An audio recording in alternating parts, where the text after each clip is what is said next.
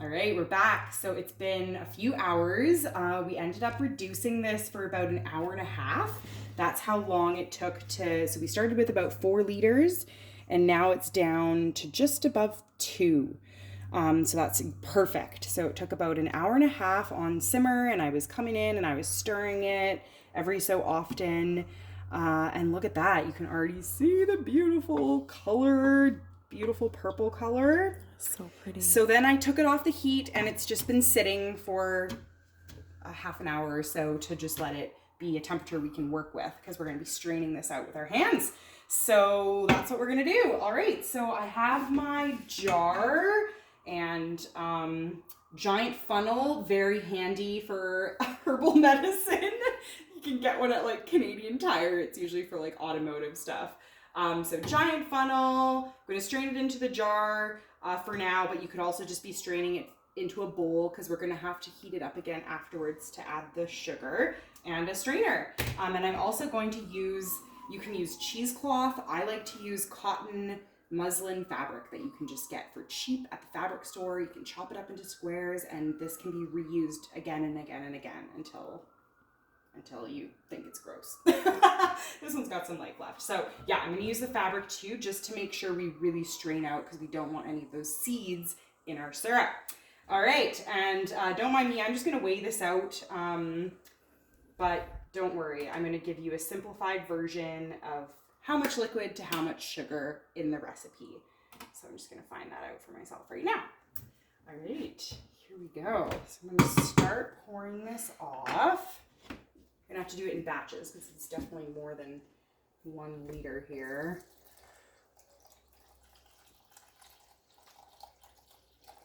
All right, I'm just going to pour off about 1 liter.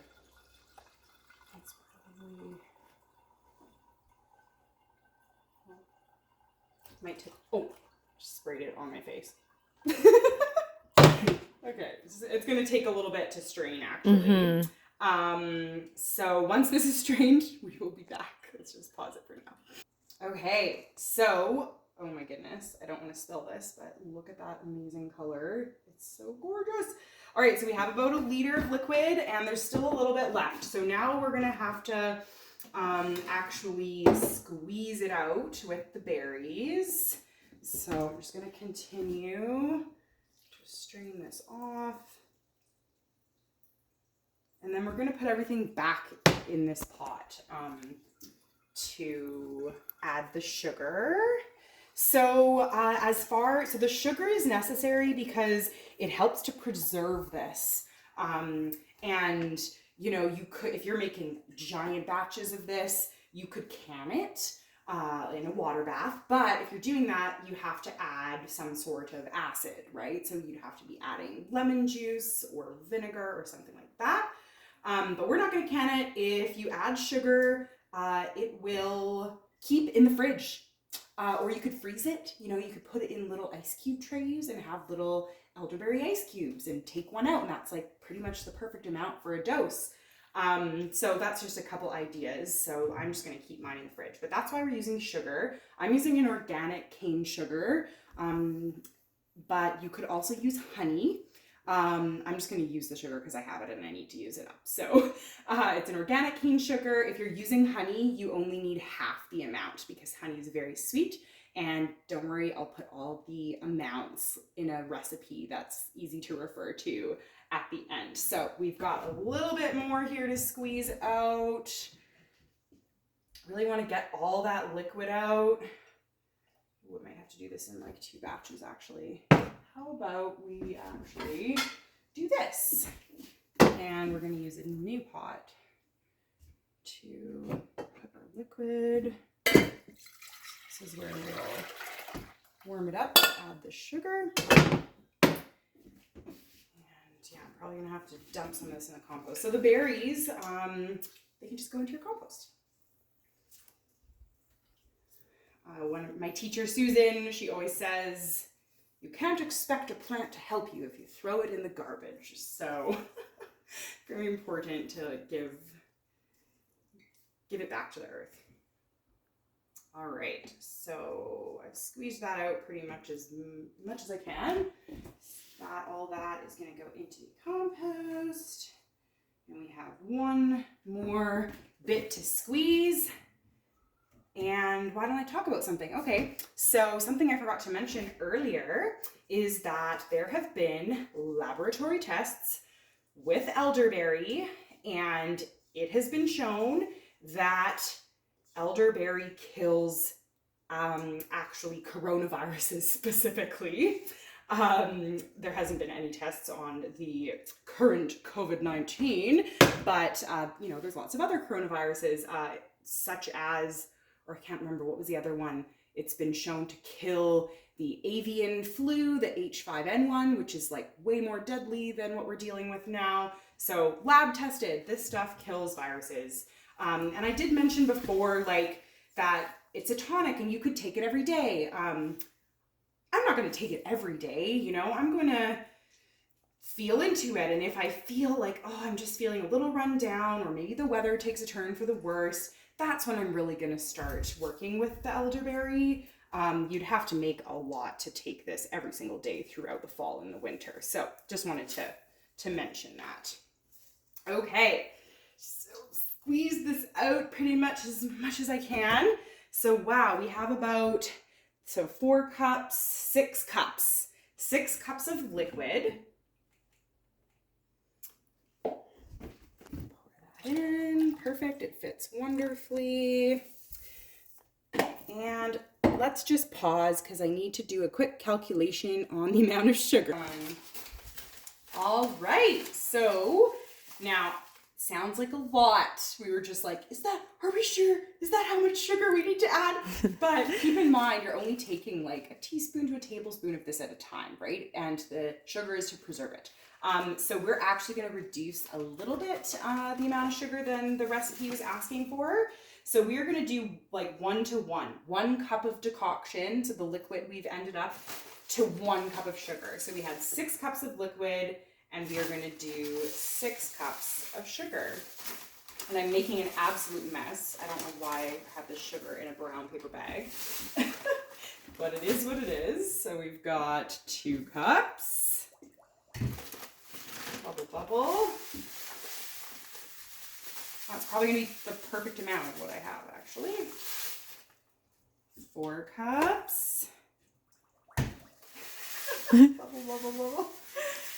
Oh, look at that. Well, isn't that the way, right? You have exactly what you need. So all of that, 6 cups.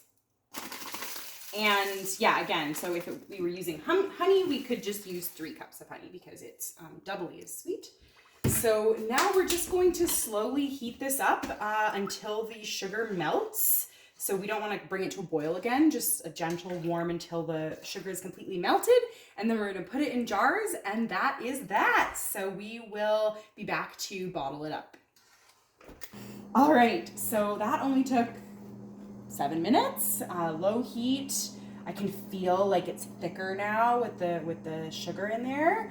So it's not too warm. No, it's not very warm. I'm using canning jars, so they're pretty resistant to heat. You could like warm them up a little bit in a hot water bath before pouring the hot liquid into it. But I pour hot liquid into these jars all the time and it's fine. So here we go. So we didn't make quite as much as we thought we were gonna make. It did reduce down quite a bit more, so I think it'll fit in 3 of these jars. So here we go.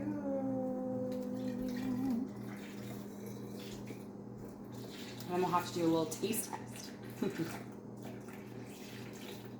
Right, so 1.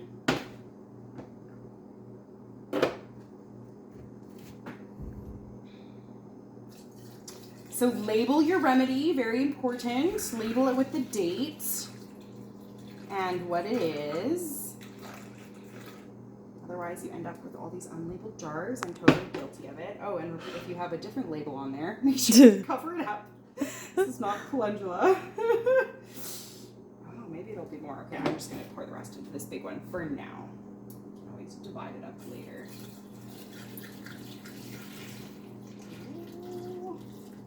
Oh, well, hey, no, this is more than... Yeah, with the sugar, you got... I guess it increased the volume a little bit, hey, with the sugar. Wonderful. Okay, we have to do a taste test. Taste test. Taste test. Oh, that's so pretty. Look at the color. I want to get a little shot of the color. Oh yeah. It's hard to tell. Here, let's hold it up to the window. Yeah, good idea. Maybe that would work. It's deep, like it's dark. You can hardly see through, but it's like a ruby purple, like a red purple. So beautiful. Yeah. Okay, so it's a little bit warm, so I'm gonna dilute it in a little bit of water. Well, no, let's just try it. Full force. I'll get some for you too.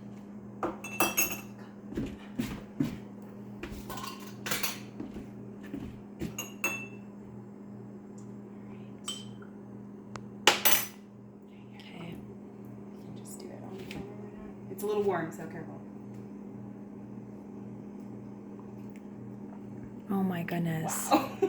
Tastes amazing. It's amazing. Like, I could drink a cup of this, but I will not. Wow. Mmm. So that was just a tablespoon. That's delicious. Whoa. And you could have it straight. Yeah. You could mix it into some water, dilute it. I don't know, you could pour some fizzy water over it and make like a sparkling elderberry, medicinal tonic or something. So how wonderful. All right. Well, thank you everyone for joining us on this journey today. And thank you, Christy, behind the camera so much. It's so much lovelier to do this with friends, You sweetheart is so nice. Yeah, and like it adds, like your presence and your energy is just infused into this medicine. And of course, when we make our own remedies, they're just going to be that much more powerful. However, if you don't have elder growing near you, you can order the dried berries and make this with dried berries. Maybe I'll put a version with the dried berries too, because you use different ratios. And it is an item of commerce, so you can go to a health food store and they do sell syrups with elderberry, but of course you'll see that it gets very pricey when you're buying it from the store. But if you don't have access, that's always an option. So thank you so much, everyone. Green blessings.